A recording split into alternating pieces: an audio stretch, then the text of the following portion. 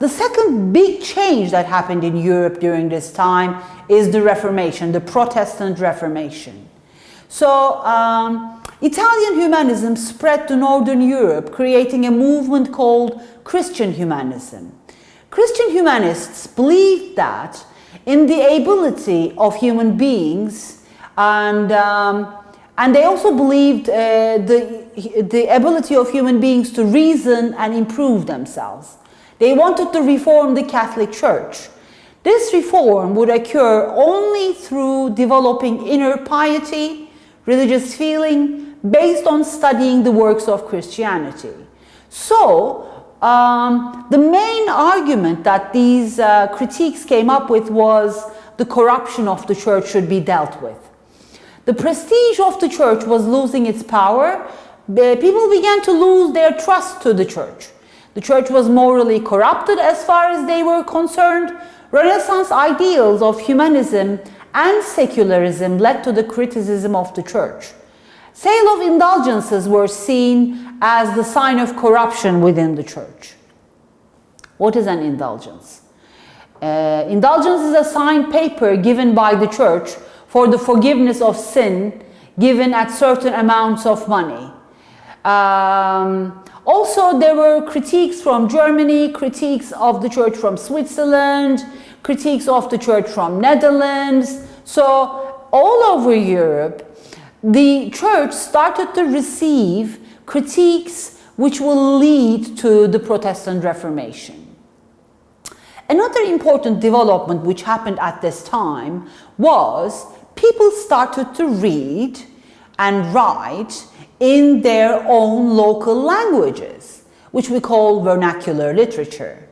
So they started reading and writing in Italian, English, or French. What were they doing before? Latin was the main language, obviously, but at this time, people started reading and writing in their own local languages.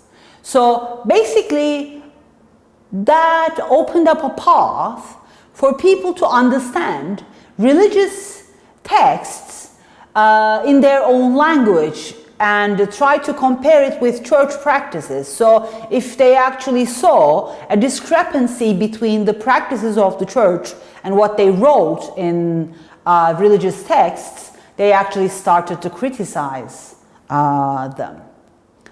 And Bible also began to be translated to local languages. For example, Martin Luther, known as the father of Reformation, translated the Bible to German. People were now able to read the Bible in their local languages. The more people can read and criticize, the more the road opened to the way to Protestant Reformation. I don't want to give you the impression that the church was actually, everything was rosy within the Catholic Church either. So there was a kind of problematic times for the church itself, within the church itself. In 1377, a group of Italian cardinals elected an Italian pope, and a group of French cardinals elected a French pope. So this division lasted from 1378 to 1417. So within one geographical area, which we call Europe, there were two popes. So it's a big problem for the Catholic Church. Although this division ended in 1417, people's faith in both the papacy and the church were shattered. And at this point, one man came up with certain ideas which will lead to Protestant Reformation. And this man was called Martin Luther. He was a German monk, Luther. He earned his degree in theology in Wittenberg. He argued that the only true faith can be regarded as the essence of Christian religion. Faith is the only way to salvation.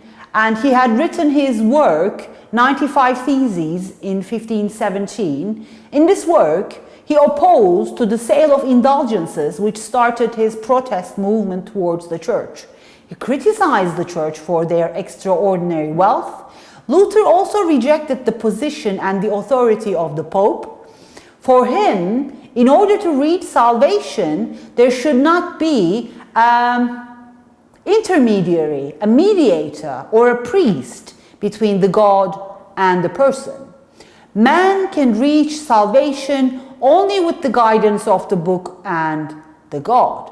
So he introduced two concepts which was main tenets of Protestant Reformation.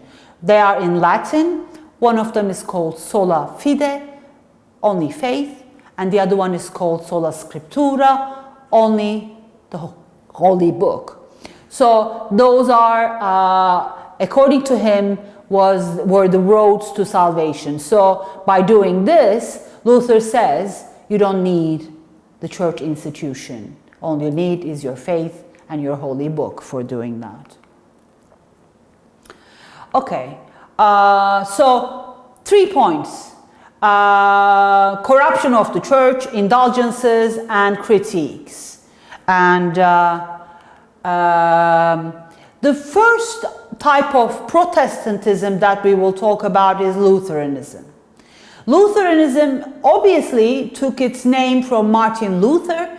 The ideals of Protestantism were a set of principles introduced by Martin Luther. And in Protestantism, salvation comes from faith alone. And Luther argued that sale of indulgences made salvation something that could be bought and sold, which is wrong according to him. And he believed that salvation should be a level of true faith. And every man was his or her own priest. Basically what that means is that if you have your holy book and if you have your belief, all you need is all those two things to actually become a true believer. So the impact of Martin Luther's ideas spread to the rest of Europe, resulted with religious revolts and religious wars. And Luther's ideas became very popular among the peasants, which resulted in peasants' revolts in 1525. Peasants wanted economic, social reform and opposed the rules of the Catholic Church. They used the Protestant Reformation as an access to get their demands. Interestingly enough, Luther did not support the peasant revolts. In fact, he told the peasants to be obedient to the political authority. Meanwhile, Reformation movements in other countries actually started to spread. One of those countries is Switzerland. Inspired by Luther's ideas, Ulrich Zwingli was the religious leader of the Swiss Reformation. He also opposed the sale of indulgences and church's control over the land. In 1519, Zwingli became the people's priest in Zurich. Similar to Luther, he also argued that Bible was the only guide. The Swiss Civil War forced the Swiss Catholics to recognize the Protestants. Another country that we will talk about in terms of Reformation is England. Henry VIII started the English Reformation. King Henry VIII wanted to divorce his wife, his first wife, Catherine of Aragon, since she did not give him a male heir. The Roman Catholic faith believed in the marriage for life, so the Pope did not cancel this marriage. Henry VIII made the Archbishop of Canterbury to cancel his marriage. Henry then married Anne Boleyn. At Henry's request, 1534, British Parliament decided to break away from the Catholic Church. So, Henry VIII made sure that he created his own national church. And the ideals and the belief system that Henry VIII helped create in England is called Anglicanism. So, Anglican Church was established in England, and they kind of separated from the Catholic Church, and Anglican Church still survives to this day. So basically Henry VIII actually opened up the way for national religions. for state religions, which are away from the Italian Catholic Church. So England had the reputation for maintaining the authority of crown against the Pope. After Henry VIII died, 9-year-old Edward VI succeeded him. During his reign, church officials moved the Church of England, also called the Anglican Church, to a Protestant doctrine. Henry's daughter Mary came to throne in 1553. She wanted to return England to Catholicism, but her actions had the opposite effect. She earned the name Bloody Mary since she killed 300 Protestants. Elizabeth I, the daughter of Anne Boleyn and Henry VIII, became the Queen of England in 1558, and Protestant Anglican Church was restored. So we have two main Christian sects in Europe by now, Catholics and Protestants. Some countries, some kingdoms have Catholicism as state religion and Protestants as minority.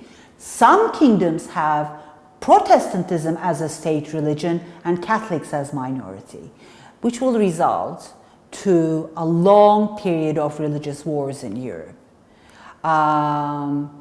So as a result of that, as a result of these long-term wars, Peace of Augsburg was established in 1555.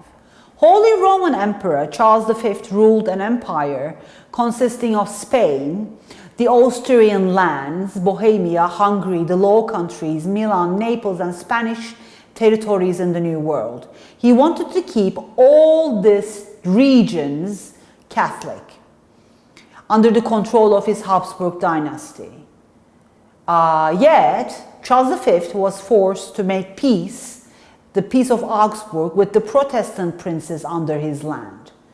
So, it accepted the division of Christianity within Germany, and non-Lutheran Protestants such as Calvinists were not recognized by the Peace of Augsburg, and German states could choose their own Christian sect.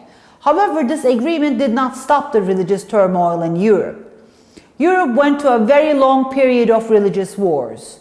During the Reformation and religious wars, America became both a refuge for religious dissents and a battlefield in which European nations fought for wealth, glory, and power.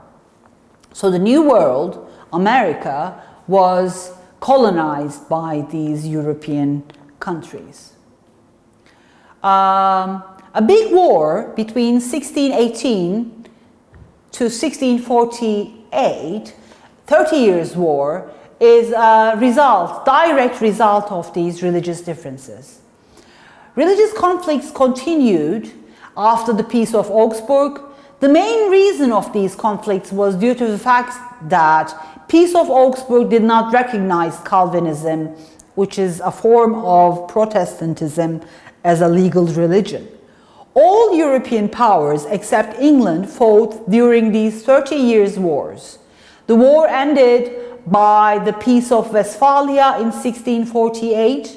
About 1/3 of the German population died in this war, which was ended by the peace in 1648. Among other provisions, it asserted that cuius regio eius religio principle of the Peace of Augsburg. So this treaty perpetuated German division and political weakness into the modern period. There are some very important consequences of the peace settlement.